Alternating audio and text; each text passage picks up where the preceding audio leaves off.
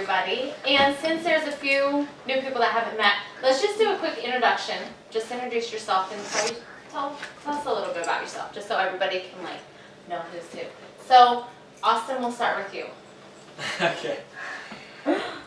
Like my name and Just kind of like your name and just what number Austin base Schaefer. in, yeah. A fun fact. Yeah. Or just like your job, or just kind of just so we can kind of get a little bit of a feel of, yeah. Just so we know I each work other a as little an bit. estimator at a pavement services company. So, yep. Very good. Thank you. I'm Kiana, and I work for a chiropractor, and I also do freelance branding and photography for businesses. Okay. Yeah. Fun. Very good. I'm Dorothy. What do? I take care of 3 kids, ages 5 through 10. Yes. Very good. I'm Matt, and I'm a co-owner at LH Construction. So we build houses, and my job is to try to keep all the employees happy and all the customers. Very That's a good. job in itself. I'm sure it is. Well, since everybody's, the original group is back together from the time that we talked about nutrition and exercise, did any of you journal what you ate for 2 days? Awesome. It's in my phone. Awesome. So do you want to share anything that you learned or didn't learn, or like how was that for you? Well, it could have been better if I would have had time to go grocery shopping.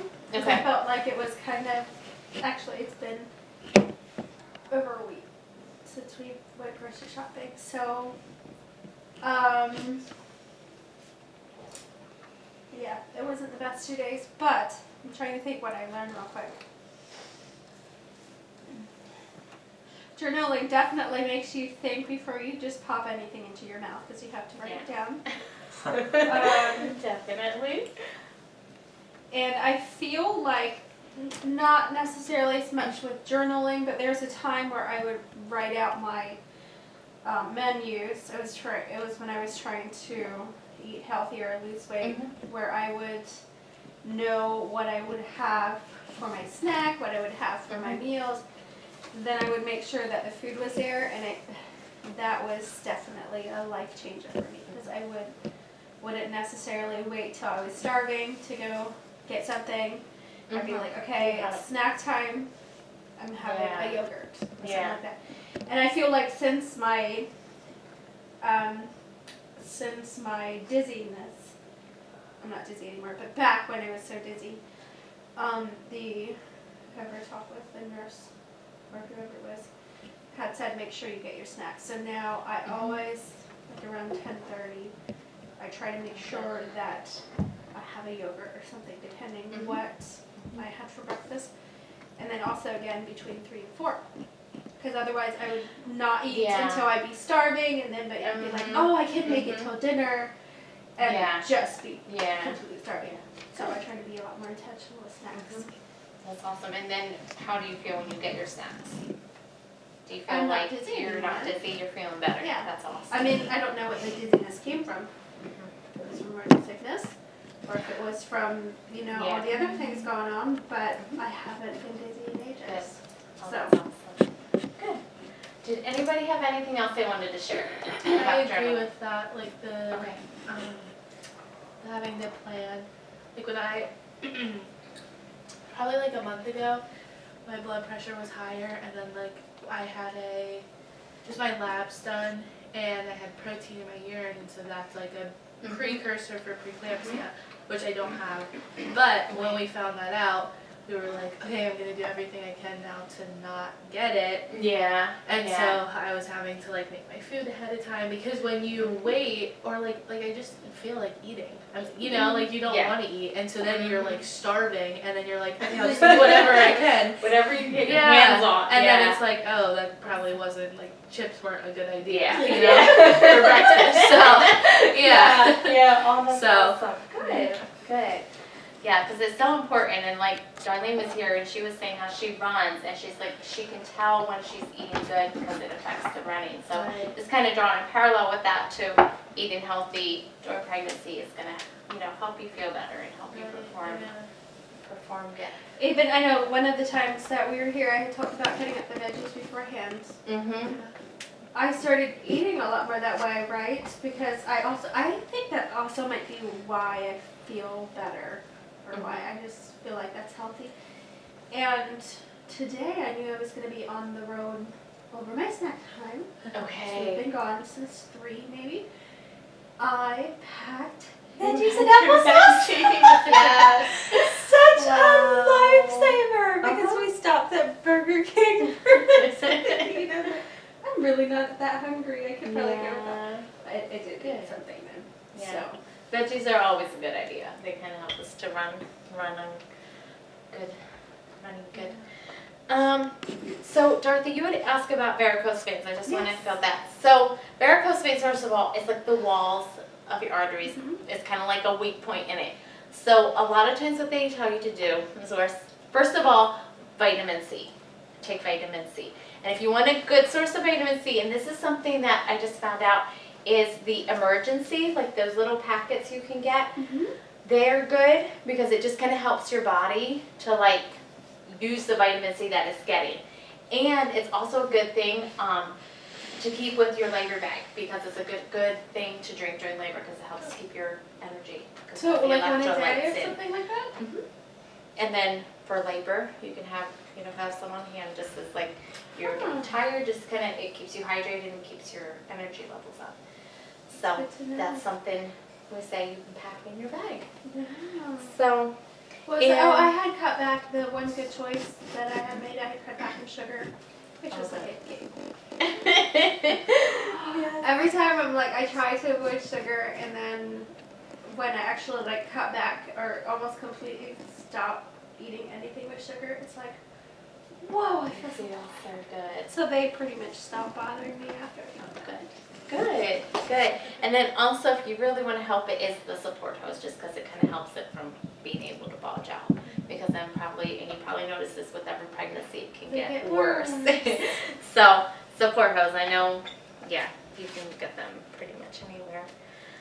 So now, last time we kind of took a look at like, okay, what's happening as your pregnancy is coming to an end, thinking about labor, what's going to happen. So let's think about pain. Talking about pain, what are we going to do with it? So when you're in labor and you've got pain, what are we going to do with it? So first of all, I'd love to hear from you all. When I say the word pain, what's the first thing that pops into your head? Ouch. Yeah? Anybody else? Sometimes worse, right? Uh-huh. Yes. I don't know, I feel like I get a visual of like someone scraping their face on the ground or something. That's a good visual, yes. Yes. I would say fear and panic. Mm-hmm. Yeah. So a lot of times when we think of pain, it's kind of like something where it hurts, that something is wrong, something that we want to fix, something we're in pain. So we want to fix that. But as we're looking at pain in labor, we kind of want to rethink it. So in other words, we kind of want to take a look at it and be like, okay, how can we change our mindset a little bit with pain? Because when we're in labor, we're going to have pain. When we experience, so a lot of times pain, other times like we scraped a knee, we did something, we hurt something, so we try to fix it. In labor, you're going to have pain even though nothing's wrong. So we kind of have to realize that. And we have to remember that women who come through labor and birth feeling empowered, they probably experienced pain. So we can still experience pain and still go through labor and feel empowered at the birth. So let's rethink pain. We're just going to draw out a thing here. Pain during labor is purposeful. It is doing something. It's purposeful. So it's not like you're having pain and nothing's happening. Good things are happening with the pain. As the time comes and the closer you get to your due date, it's gonna be anticipated pain. So in other words, it's like baby's gonna come, and it's kind of that thing where you know you're gonna go in labor, so you're anticipating the arrival of your baby. So your pain is anticipated. And I watch them write it wrong. Anticipated.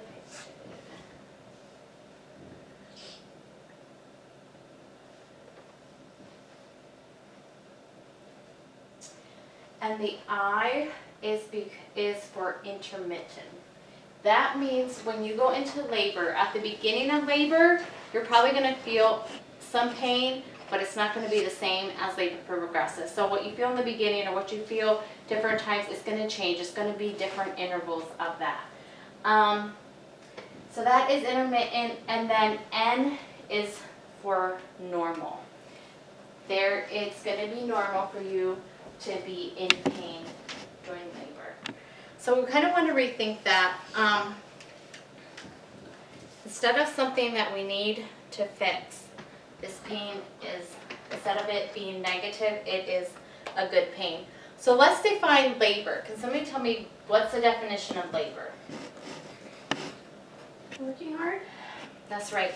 So labor is hard physical work.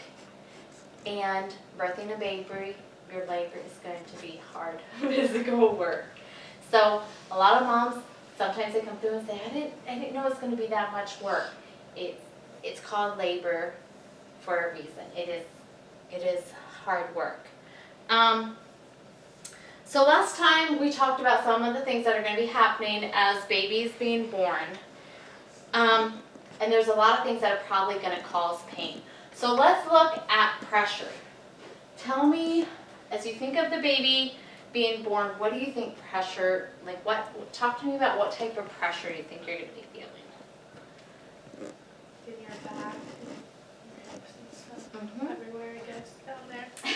Exactly. So as we think, baby's head is going to be coming down through here. So there's going to be, like, even just this is your pelvis. You can imagine all your other stuff.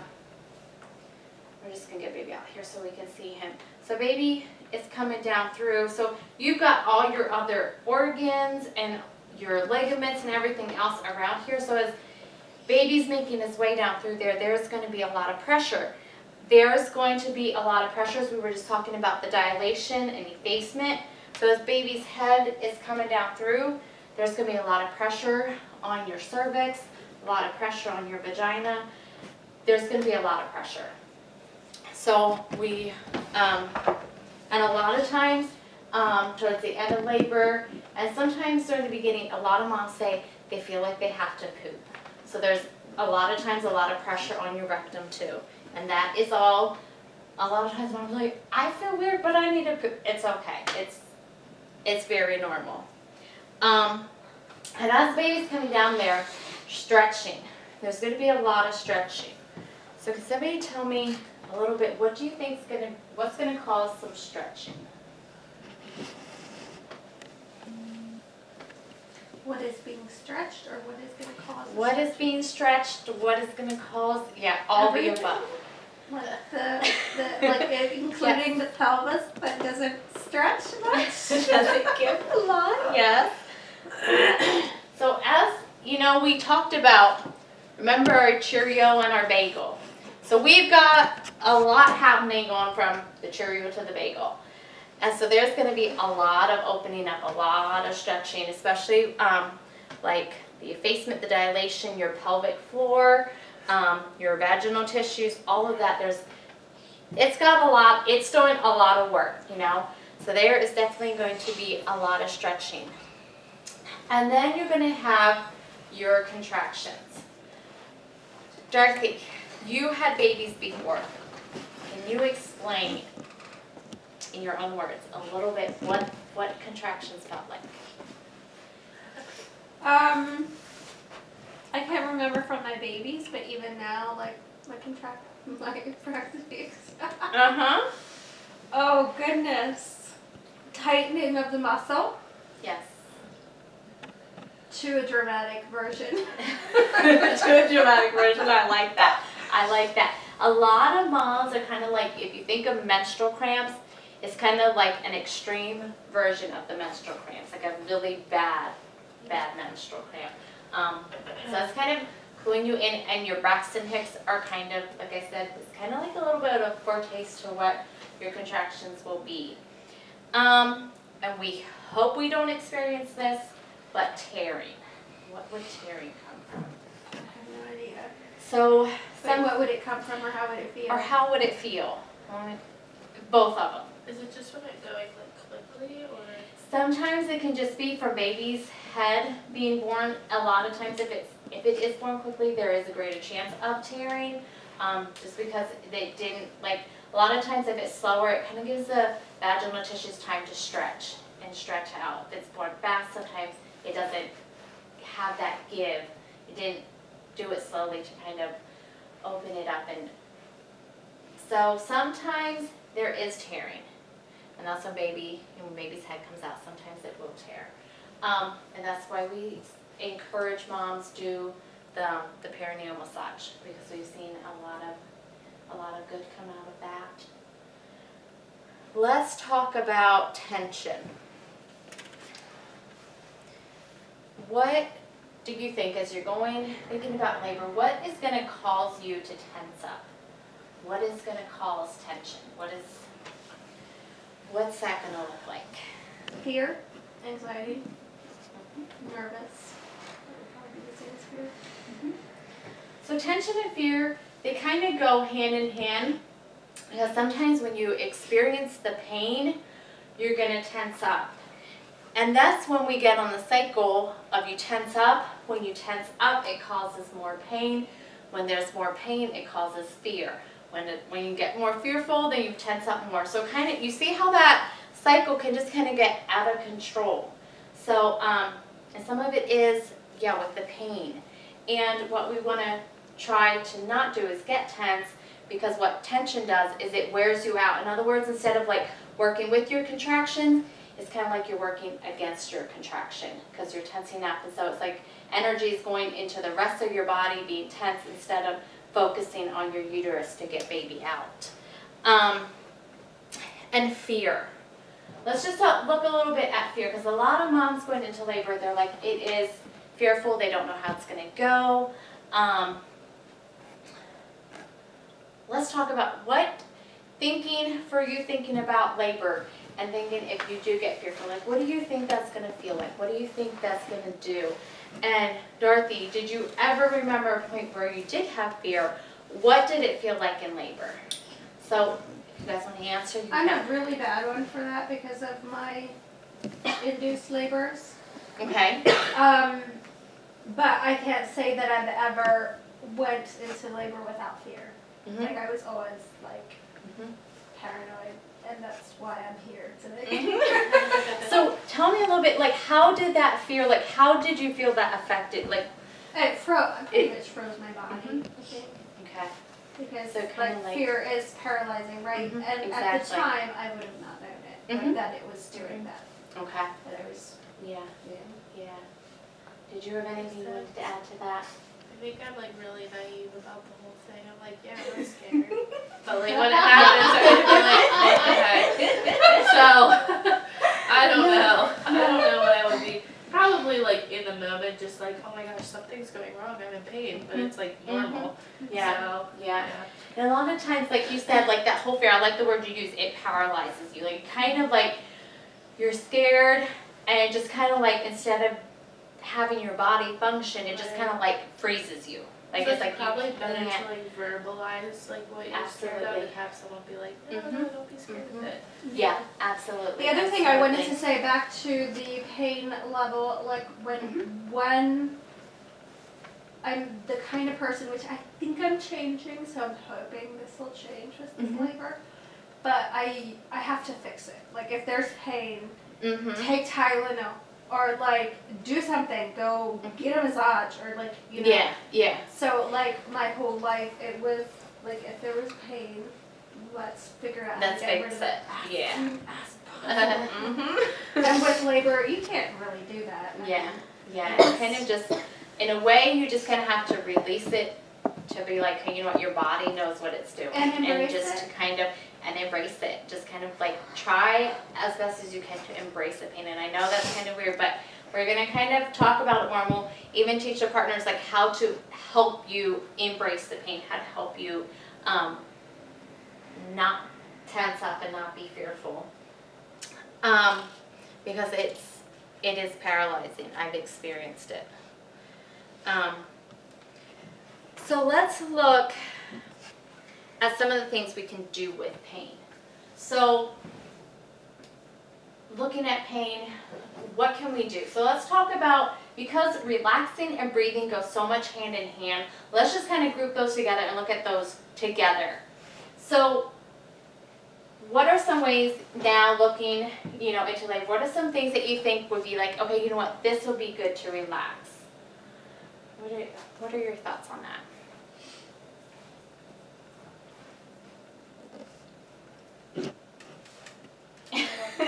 What makes you relax? Watching TV. Is that while you're in labor? I don't know. That's a good one. Yes. So we kind of talked about how, go ahead, Jesse, you were going to say something. Listening to music Yes. and Mm-hmm. Yeah, that's all very good stuff, because how we see, we're talking about the whole fear, tension, and pain and how we can get on that cycle, but we can also look at the other cycle and how we can breathe. So looking at breathing, what we teach our moms to do is so when the contraction comes, we're going to do a cleansing breath. What that is, just a nice deep breath. So when the contraction begins, we welcome it with that nice deep breath, and then we breathe nice and steady through that until the end. We take another deep cleansing breath. Do the same thing. And I like to tell moms when I'm with them, I'm like, get some oxygen, it makes you happy and it makes baby happy. So just kind of remembering to kind of like welcome that contraction, but then also bid it goodbye. So always remember that deep cleansing breath. And then there's no right or wrong way to breathe, except if you feel like you're getting like panicky and like where you're out of control, that's when you can have your partner help you breathe. But you kind of flow with it. So at the beginning, we always say, start out nice deep breath, nice and slow. As labor progresses, you may find that your breathing may become like more short, like a shorter, faster pattern, and that's okay as long as you're not like going into that tensing up and fearing like completely not focused on your breathing. So when you're in labor, you'll find it, but just remember to breathe into it. It's always start your contraction with a nice deep breath and end it with a nice deep breath. And for dads, you'll be there, and that nice deep breath will clue you in. Her contraction is starting, so don't do anything she doesn't want you to do, and then you'll know when it ends. Because sometimes it is a little bit hard to tell, but if you remind her to do her cleansing breath, then you'll know when it starts and when it stops. And you do want to be in tune with her, because this is so fun. There was a guy who was like as tall as you, Austin, and he had a wife that was shorter than me. She was in labor and she said, don't move the bed. The contraction started and he sat on the bed to do back pressure, which was a good idea, but she said, don't move the bed. He sat on the bed, and this dear little woman just like shoves him off the bed, which I don't even know how she had the money to do that. This guy, he's like, it pushed him off the bed. He's head down in the corner with his feet up in the air. And he's like, he couldn't move because she's in her contraction. And the doula just lost it. She had to walk out of the room because she couldn't laugh because the mom was in the contraction. So I always tell dads, be in tune with what your wife is, what she wants. She may push you off the bed. So we always, just add that cleansing breath will help you.